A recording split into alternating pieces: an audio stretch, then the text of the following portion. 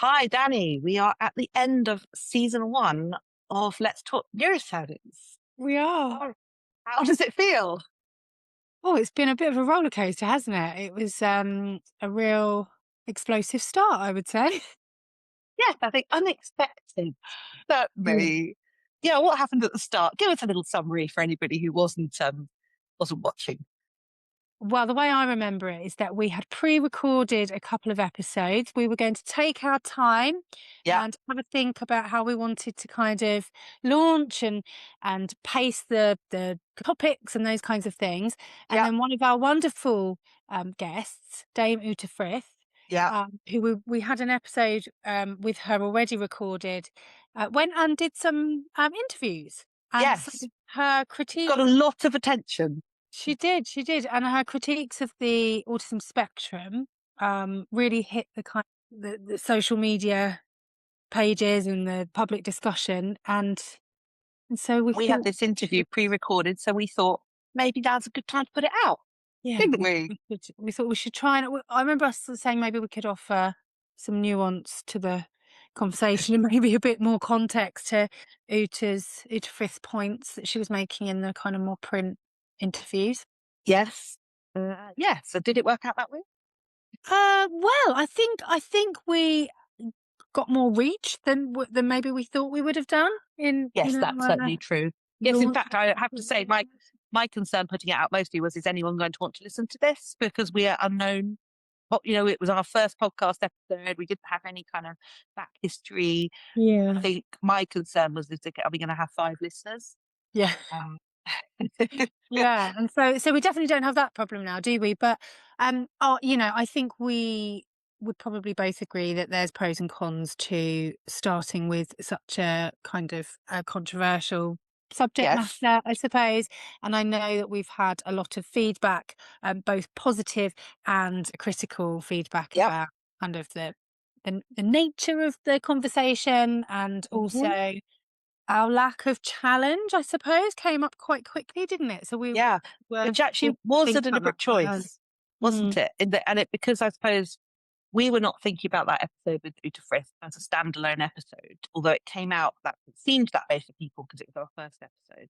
yeah. But we were thinking about it as part of a wider sort of arc, is how I would say it, or a Mm, thread of episodes, all of which have very different guests, and all of which we would try to bring a kind of open curiosity to. yeah, That was what we were talking about, wasn't it? Appreciative inquiry, wanting to yeah, find out why they think the way they do, how it fits together for them. yeah.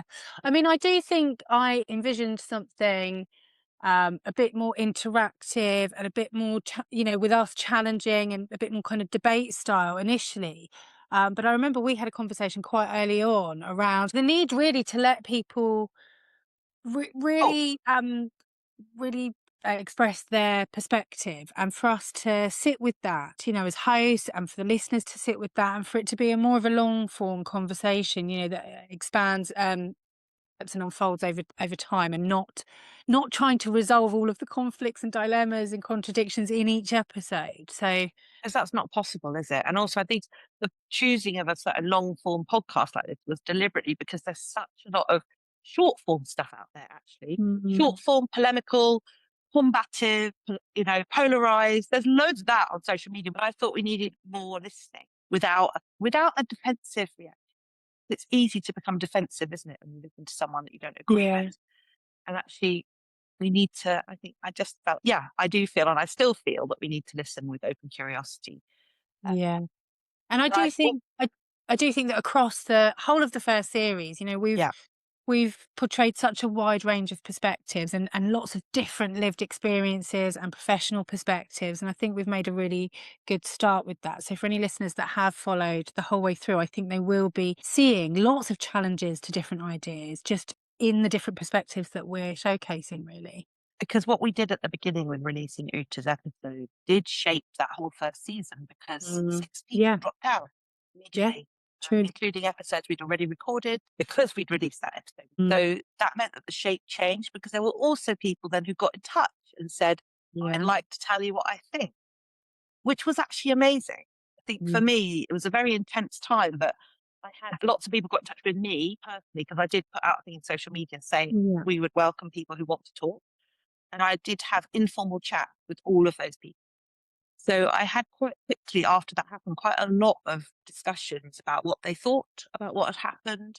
And they Yeah. were all so different. Yeah. Again, there was no one, on you kind of got the impression on social media that there was one way to think about it, and that we had got it wrong and Yeah. that we needed to be re-educated. And then I talked to all these people, many of whom were autistic or had Mm. ADHD. That wasn't what they were saying at all. They all came up Mm. they all said very different things. And quite a few of those people have come through to be some of our podcast guests in our first series, and more of them are coming up in season 2 as well, aren't they? Yeah. Yeah, yeah, yeah. And I remember saying to you, have you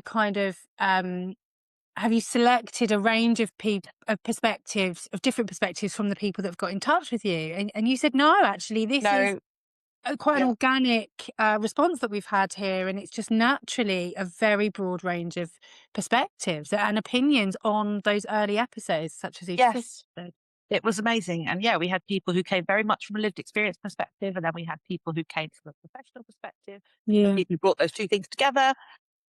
Yeah, it's been an interesting and, as you say, but a sort of roller coaster start, Yeah. which I think neither of us really. No. But I don't know. Would you go back and do it differently if you could? No, I think it's turned out well. I think, and I'm really keen to hear from the listeners. So we're going to come on Yeah. to that in a moment, aren't we? And invite some questions. But I think my perspective is that it's better than I anticipated, and that it has unfolded organically, Mhm. and that the format has been, it's been shaped by the listeners and the responses that we've had. And I think that has taught me lots in terms of kind of hearing different perspectives and sitting with the discomfort and the frustration sometimes around things I might disagree with. So yeah, I'm happy. How about you? Yeah, I think so too. I mean, there was a lot of vitriol around that time. Yeah. Uh, I think particularly directed at you.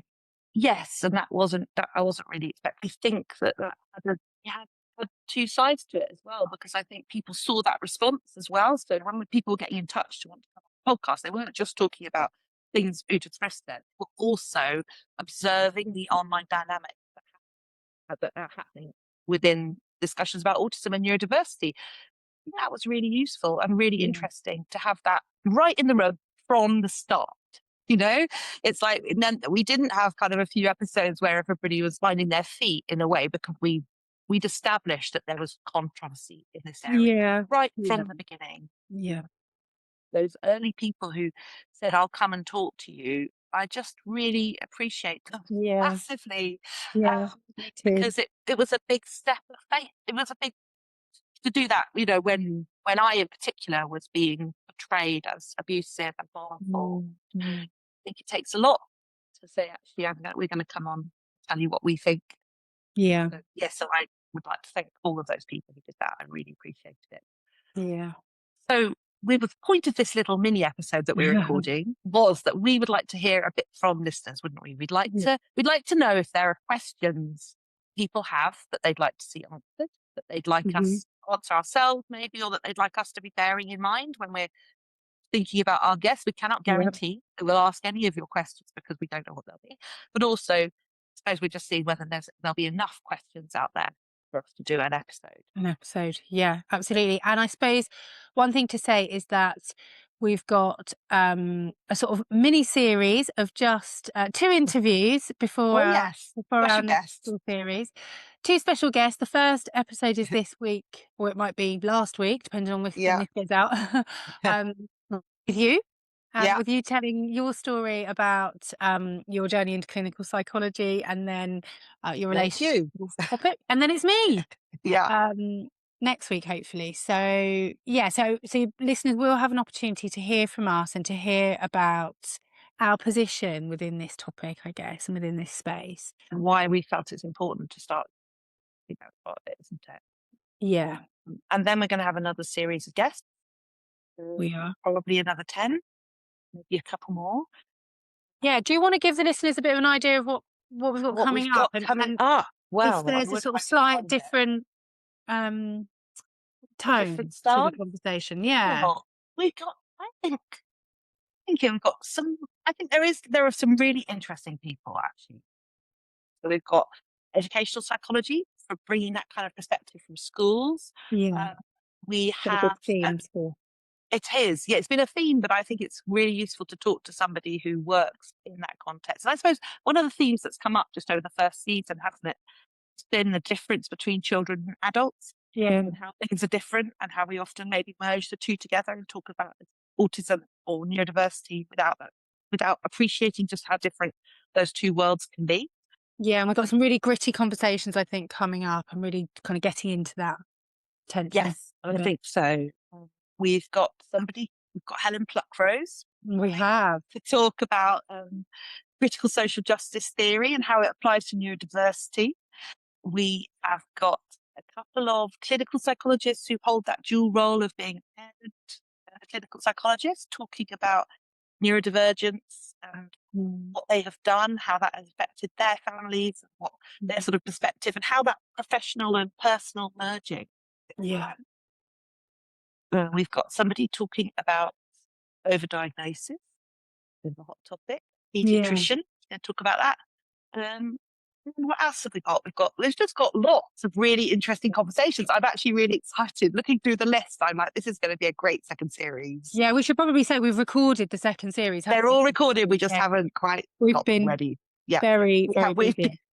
we have. And I Exactly. think, you know, what I was saying about the first series really is kind of, here's this person talking about their perspective, and it's sort of a bit fragmented, I would say, in terms of perspectives. I think there's a bit more bringing together of ideas in season 2, where we wrestle with from some of the us. Because tensions. we're kind of saying, we've heard this from one person. What do you think about that? Yeah, a bit more Yeah. from us, a bit more back and forth in terms of conversation, and a bit more wrestling with the kind of nuance, the tensions, the complexity, the dilemmas that people are kind of considering, those kinds of things.